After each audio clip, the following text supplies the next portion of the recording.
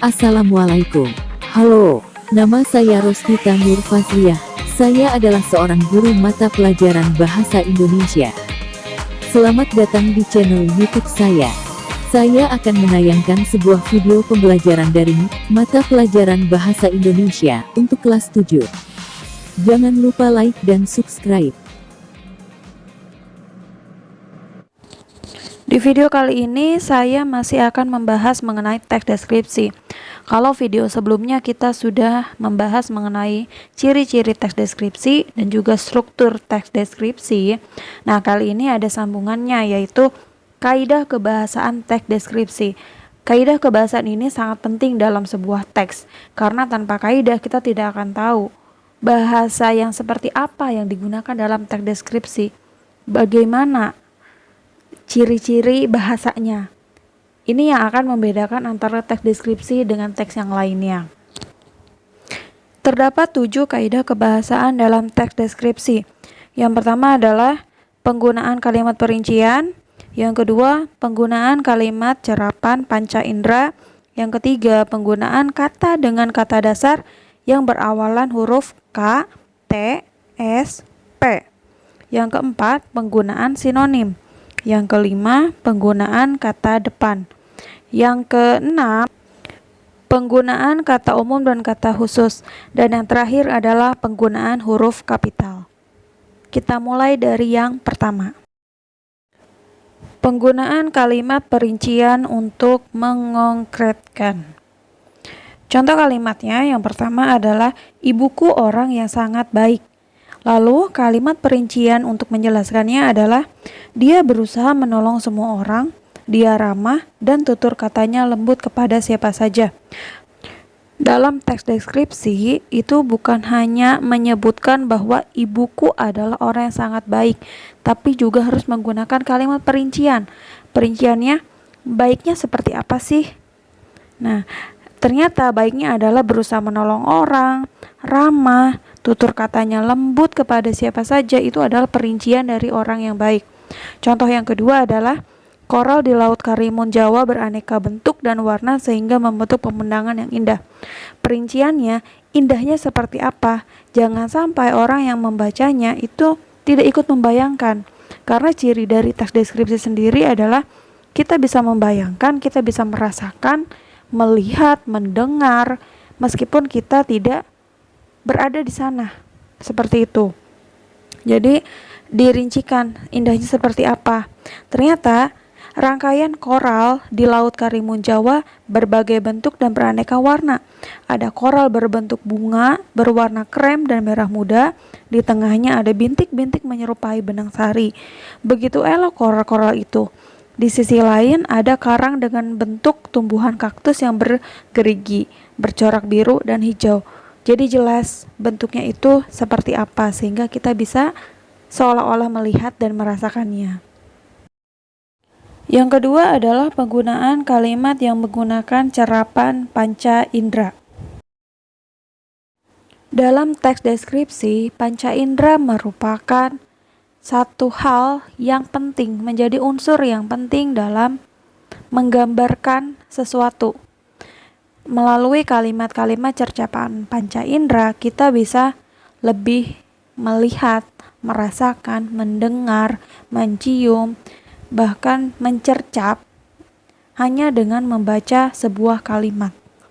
Contoh yang pertama adalah pantai panjang dengan pasir putih. Kita tidak akan tahu pantai itu berwarna putih atau bukan jika kita tidak melihatnya, ya kan? Maka ini penting dalam teks deskripsi. Jangan hanya kita menuliskan pantai panjang dengan pasir yang indah. Indahnya seperti apa? Nah, terus jelas. Yang kedua, air jernih dengan buih-buih kecil. Ini juga sama penglihatan karena yang satu, pertama ada kata jernih. Yang kedua ada kata buih-buih kecil. Kita tidak akan tahu itu berbuih apa enggak kalau tidak kita lihat.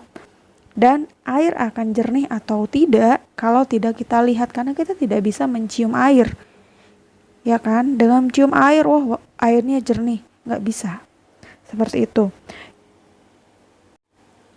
Selanjutnya adalah debur ombak pantai terdengar berirama. Nah, kita tidak akan pernah tahu dia berirama atau tidak, harmoni atau tidak, terdengar riuh apa, bahkan tidak ada suara. Jika kita tidak mendengarnya, maka ini masuk ke dalam kalimat yang pendengaran. Jadi sesuatu hal bisa kita dengarkan itu melalui telinga, dan menggunakan dalam teks deskripsi itu menggunakan kalimat cercapan panca indera seperti ini. Yang terakhir adalah udara sangat terasa segar. Udara sangat terasa segar itu karena adanya kulit. Maka ini masuk ke dalam unsur kalimat cercapan panca indera rabaan. Nah, jadi kita tahu angin segar ketika menyentuh ke dalam kulit bukan karena dicium, bukan karena dilihat, bukan cuma karena didengarkan. Kita kan nggak tahu, oh ini suaranya angin segar, enggak. Tapi kita harus merasakan. Nah, kalimat-kalimat seperti inilah yang akan membantu pembaca untuk tahu apa yang sedang dideskripsikan oleh penulis. Yang ketiga adalah penggunaan kata dengan kata dasar berawalan huruf K, T, S, dan P. Sekarang kita akan masuk ke dalam rumus imbuhan. Kata dasar dengan awalan huruf K, T, S, dan P itu apabila digabungkan dengan awalan menasal, maka hurufnya akan melebur. Contohnya, ini akan lebih jelas ketika ada contoh. Yang pertama, menasal plus K itu sama dengan meng. Contohnya adalah menasal plus kejar sama dengan mengejar. Nah, huruf K-nya menjadi hilang, jadi kita tidak menuliskan mengejar, tapi mengejar. Ini yang dimaksud dengan huruf yang melebur. Yang kedua adalah menasal plus T, itu sama dengan men. Contohnya adalah menaruh. Kata dasarnya adalah taruh. Kita tidak menuliskan mentaruh, tapi menaruh, maka T-nya melebur. Begitu juga dengan awalan kata dengan huruf S. Awalannya huruf S. Itu sama dengan men. Contohnya adalah simpan, jadi menyimpan, bukan mensimpan. Itu salah, ya. Jadi kalau misalkan ada yang diawali huruf S, itu sapu, misalkan jadi menyapu. Lalu ada lagi sisir, menyisir, bukan mensisir. Saya sering menemukan satu kata yang biasanya disalah gunakan dalam kaidah bahasanya. Contohnya adalah sukses. Biasanya orang-orang masih menggunakan kata mensukseskan, yang seharusnya adalah menyukseskan. Ini ada pengecualian untuk S. Kata dengan huruf awalan S yang berasal dari bahasa Inggris, contohnya adalah support, itu tidak ditulis menyupport, tapi tetap mensupport, karena itu adalah kata asing. Yang kedua ada lagi SY, itu kan ada spesial. Kalau SY tetap menggunakan, misalkan katanya adalah syarat, maka mensyaratkan, bukan menyaratkan. Itu nanti beda lagi. Nah, jadi pengecualiannya dua itu. Yang pertama untuk kata asing, yang kedua adalah untuk kata dengan awalan huruf SY. Yang terakhir adalah men plus P sama dengan mem. Contohnya adalah memutar, bukan memutar. Itu. Selanjutnya adalah penggunaan sinonim. Kalian pasti sudah pernah mendengar apa itu sinonim. Sinonim adalah persamaan makna kata. Jadi yang sama adalah maknanya, bukan katanya. Begitu ya. Jadi kalau ditanya apa itu sinonim, sinonim adalah persamaan makna kata, bukan persamaan kata. Beda. Kalau misalkan persamaan kata berarti hurufnya juga sama. Ya kan? Tapi kalau persamaan makna kata itu berarti maknanya sama. Susunan hurufnya tentu saja berbeda. Contohnya adalah pada kata indah, itu memiliki sinonim, ada elok, ada permai, ada molek, ada cantik. Ya kan? Jadi indah itu banyak. Yang kedua ada kata misalkan mengherankan. Maka sinonimnya adalah mengagumkan, memukau, fantastis, dan bahkan juga ada satu kata yang memiliki banyak sinonim. Contohnya adalah melihat.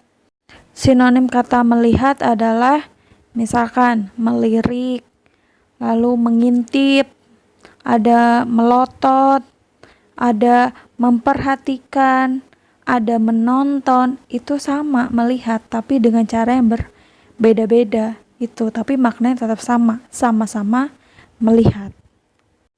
Yang kelima adalah penggunaan kata depan.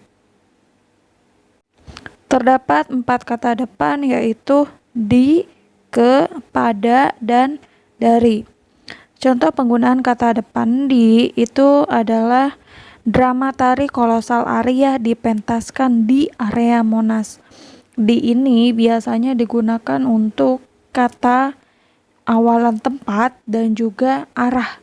Jadi penulisannya pun ini dipisah, bukan digabungkan. Makanya namanya kata depan. Kalau digabungkan itu berarti bukan kata depan lagi. Dia sudah menjadi kata dengan yang nyambung dengan kata selanjutnya. Tapi kalau ini enggak, dipisah. Yang kedua adalah ke. Contohnya adalah berkunjung ke pulau ini akan membuat Anda serasa mempunyai pulau dan pantai pribadi. Ke, kata depan ke digunakan untuk menunjukkan tempat juga. Yang ketiga adalah kata dari. Terdapat wisata berjarak 10 km dari pusat kota Labuan Bajo. Ini juga biasanya digunakan untuk tempat. Yang terakhir adalah kata pada.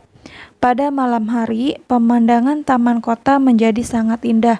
Kalau pada biasanya digunakan untuk waktu ya. Jadi ketika menggunakan waktu bukan menggunakan di, tapi pada. Bukan, misalkan contohnya seperti ini. Bukan menggunakan kalimat di suatu hari. Nah, bukan, tapi pada suatu hari. Itu. Kapan kamu berangkat?